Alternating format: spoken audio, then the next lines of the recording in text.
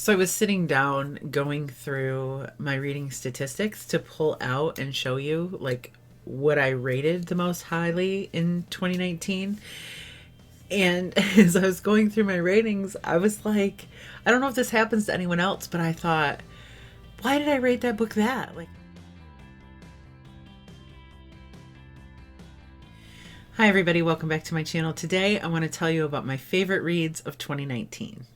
I'm definitely going to tell you about the books that I rated 5 stars, that I truly stand behind the 5-star rating, but I'm also going to tell you about some books that I didn't rate 5 stars that now at the end of the year I'm looking back and going, no, that was one of my favorite books from this year.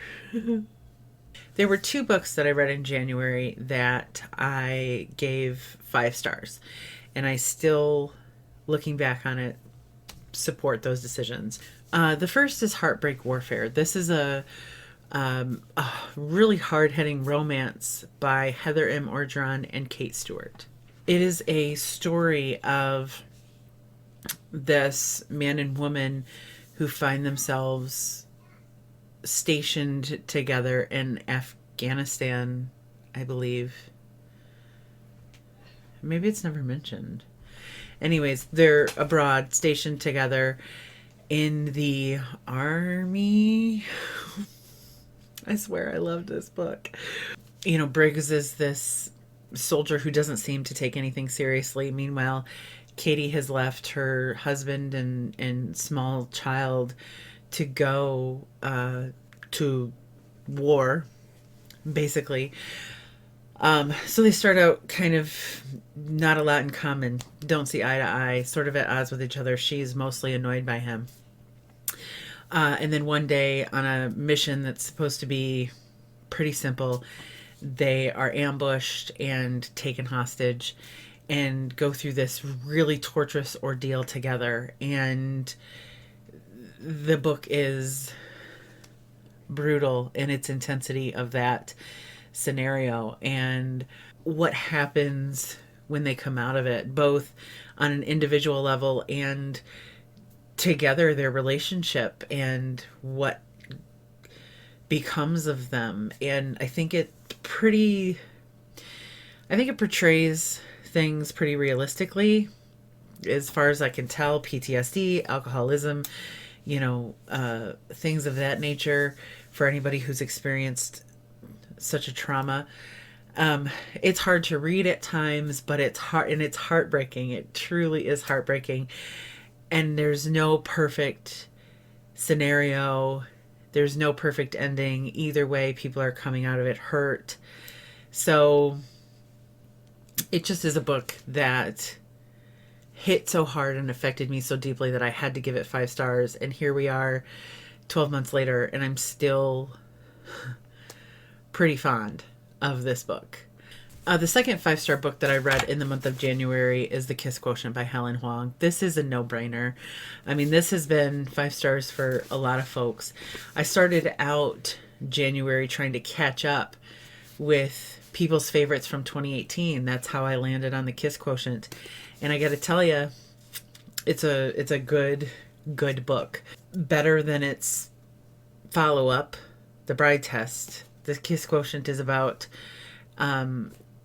a female lead with autism, and she hires a male escort to teach her how to experience intimacy in a relationship, and they both catch feelings. So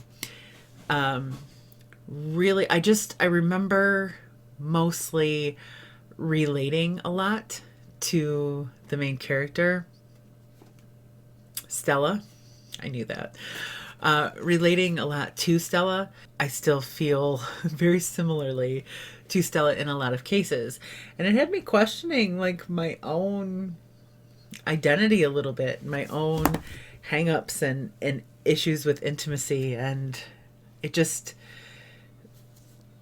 seemed very genuine, and it was groundbreaking in its portrayal of people who aren't, just stereotypical or cookie cutter heroes and heroines for a romance novel. So, The Kiss Quotient is definitely up there. in February, I read The Cabin at the End of the World by Paul Tremblay. I had previously read A Head Full of Ghosts by Paul Tremblay, and I liked it fine. But this was another one that had topped some people's favorites for 2018, so I gave it a go. I love this book. I love it. I need to reread it. Like, I love this book. This is the story of a family who goes on vacation, like rents this cabin in the middle of nowhere to sort of unplug and have this vacation. And 4 strangers show up and claim that someone in the family has to make a sacrifice, has to sacrifice themselves, or else the world is going to end. And I could go on for days. I think that my favorite thing about this book is that it is just packed full of deeper meaning. Like, to me, I found so many themes in this book that I don't think are advertised, or they don't think are obvious to a lot of other people. But to me, it was just, maybe I'm reading too much into it, but I feel like there's so much more that this book says than what's on the page. It's actually a pretty short book. It also has probably what would qualify as the most shocking twist of 2019 for me. Definitely one of the most painful twists. I'm sure a lot of you know what I'm talking about, but this or another book that I'm going to talk about in a minute, both had utterly shocking twists that I don't even think I've recovered from yet. So definitely check out this book. I already knew that Paul Tremblay could write well, but this is the book that made me a fan of Paul Tremblay. Next, in March, I read Pretty Girls by Karen Slaughter. This book has a reputation, a legacy surrounding it that, as a thriller reader, Pretty Girls by Karen Slaughter is it's just up there on a lot of people's lists, is just being both shocking and well written and heartfelt. This book pretty much does it all. It's basically a story of sisters. There were 3 sisters. One of them went missing. The remaining 2 sisters had a very tense and estranged sort of relationship from that point. When one of the sisters' husbands is murdered, she makes some shocking discoveries and asks her sister for help. It's just so complex and well written, and it has a pretty good twist. I'm not gonna lie. Has a pretty good twist and a pretty suspenseful story. And it gets pretty suspenseful and pretty high stakes and high intensity at times. It's just a really great, classic, traditional kind of thriller. But it does come with content warnings. This is a book that will catch you by surprise. You go into this book pretty unassuming, and then you come out pretty scarred. It's got some brutal content, and that's usually what people talk about the most. However, it made me a Karen Slaughter fan. I read 2 other books by Karen Slaughter because of this, and so it deserves its 5 stars. What can I say? Next, in May, I read this little gem, My Lovely Wife by Samantha Downing. This became my new favorite thriller. Like, in 2019, I found my new favorite thriller. It is My Lovely Wife. And I need to reread it, actually, because I feel like there could be a lot more in this book that I totally just glossed over because I was so caught up in what could happen by the end. But this is the story of a married couple with 2 children who kill people for fun. I don't know. They find themselves having committed murder out of desperation and realized that the feeling they got from it was one they want to replicate again and again. So it's not really what I would consider a fast-paced, edge-of-your-seat thriller, which is what I typically go for, but it's just so psychologically fun and so twisted. The husband narrates this book, but we never even learn his name, and it just, there's something clever about that. Like, he's important and pivotal to this novel. However, it's not about him. We don't even learn his name. It's about his wife. And I need to reread it. I really want to reread it because I want to re-experience that feeling that I had the first time that I finished this book. Next, in July, I read The Hating Game by Sally Thorne. I love this book. I love this book. This is probably, trying to make sure that this is a true statement, but this is probably one of the most well-written romance novels I've ever read. Sally Thorne just expertly. This book is written expertly. It's a hate to love story about two people competing for the same job, and they're very different. They seemingly have nothing in common, and they seem to be at odds from the moment they've met, and now they find themselves competing for the same job and yet developing romantic feelings for each other at the same time. I mean, enemies to lovers is not something that I gravitate towards. I don't mind it, but it's not my favorite trope. It's good for angst, and your girl likes angst, but it's not my favorite trope. Also, a lot of the romances that I read that I find myself enjoying has dual point of views, one from the hero and one from the heroine, alternating point of views, and this one doesn't. This is told entirely from our main character Lucy's perspective. So it was a surprising, like, everybody loved it, and I that's not usually how I gauge what I'll like. I don't like the same things that a lot of other people like. On booktube in particular, there's a lot of other romance and thriller booktubers that I don't share opinions with. And so I didn't gauge my predictions on the fact that everyone else loved this book. I didn't think that I would hate it, but I am surprised now having read it. It does some things that I don't ever really take notice of that really make it as great as it is. Does any of that make any sense to anyone? I don't know, but it's a good one. Can't recommend the follow-up, 99% Mine, but I definitely recommend The Hating Game.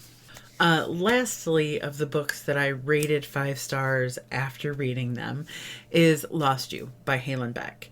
I read this as an ARC. It came out in 2019. It's the story of 2 women who are both claiming to be the mother of a child. One woman is trying to take the child away from the other. Both are claiming to be her mother. The book starts you out in the climax. Like, the book starts you out right at the most intense part of the story. And then it goes back and works chronologically back up to that point. I gave this book 5 stars, but at the same time, this is probably the most affecting book that I read. This is definitely the only 5-star book that I'm telling you about that I didn't enjoy, if that makes any sense. There's one part in particular, one twist in this book that is so utterly gut-wrenching. Like I talked about with The Cabin at the End of the World. It's brutal. And after I read the twist, my whole body caved in on itself. I felt my stomach not be where my stomach should be. I'm not sure if it was in my throat or if it had dropped all the way down to my toes, but I just felt like I was coming apart from the inside out. I'm about to cry talking about this book. I just felt, oh. And so part of the reason that I gave it 5 stars was because it evoked such strong emotion. But also, it's a good book. It's hauntingly good. Like, it's not like, woohoo, this book is a great time. It's like a hauntingly good book. A book that is a train wreck. You can't look away from it. You need to know this. You need to know which one is the mother. You need to know the circumstances that resulted in such a horrifying climactic moment. And it's a book that just manipulates you and pulls you apart, and it's so beautiful in its tragedy. The characters, the 2 women in this book, we get to know them really well, and they're so vivid and 3-dimensional and realistic. Like, maybe the circumstances aren't, maybe, you know, it's an unusual or an unlikely story, but I mean, within this story are 2 women that, you know, you think you hate one and like the other, and by the end of the book you like the one you hated and you hate the one you liked, and you're just all over the place. It's definitely a 5 star. I don't have a physical copy of this book because I read it as an ARC and I have to have one. Like, I keep looking for it on Book Outlet thinking, you know, but no luck so far. Let's talk about some honorable mentions, like things that I'm looking back, like I can't believe that I didn't rate them 5 stars, even though all I can remember about the book is loving it a lot. The first one is The Unhoneymooners by Christina Lauren. I read that as an ARC. I loved that book. It was the first book that made me go, oh, wait a second. Maybe Christina Lauren isn't so bad. That sounds terrible. But I had some issues with Christina Lauren novels prior to reading The Unhoneymooners. And I was like, oh, I loved it. I loved it. It is the story of Olive and Ethan. Olive is the maid of honor for her sister's wedding, and Ethan is the best man. The entire wedding party comes down with food poisoning, including the bride and the groom. And so Olive and Ethan are forced to go on the honeymoon because it had been like a prize, and if you don't follow through, something awful happens. Anyways, and on this honeymoon, they have to pretend to be newlyweds and sparks fly. It's hilarious. It is laugh out loud funny.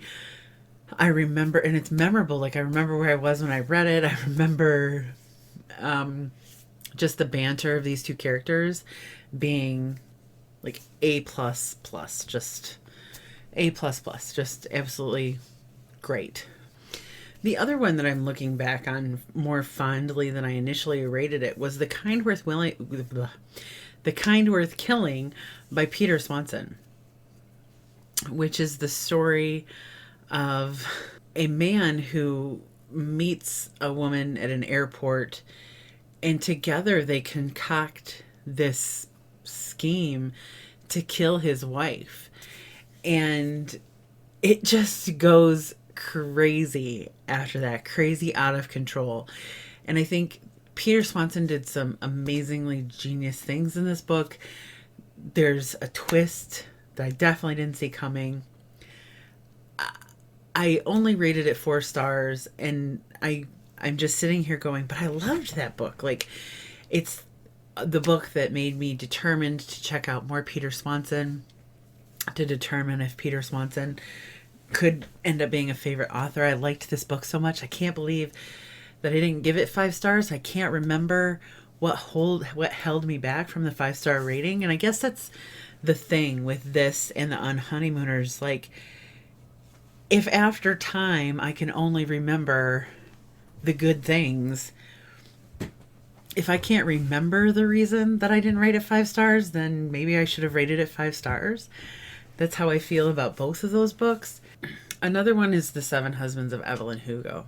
Like, it's hard for me to call that a favorite book, I think, because it's just not my taste. But it's memorable, and I can't think of anything that the book did wrong. And in fact, all I can think about is how authentic it was. I use the term authentic to describe it all the time, and how genuine and how interesting the story was. And the very fact that it's not my kind of book, yet I found it so memorable, and I can admire the writing so much. I can admire that book. Doesn't that make it more worthy of a 5-star rating than something I knew I was going to like and it turns out I liked it? You know, I hate rating books. I do. So I think The Seven Husbands of Evelyn Hugo is another one that definitely tops. It definitely is one of the best books that I read in 2019. This isn't about my favorites, I guess. It's mostly about the best books, I think, that I read in 2019. So there you go. There you have it. I thought about making a worst list, but I'm not sure that there's any point in throwing that negativity out there in the world. So I'm probably going to pass on that. Sorry if that disappoints anybody, but I'd rather talk about good stuff than bad stuff. That's also, incidentally, a goal for 2020.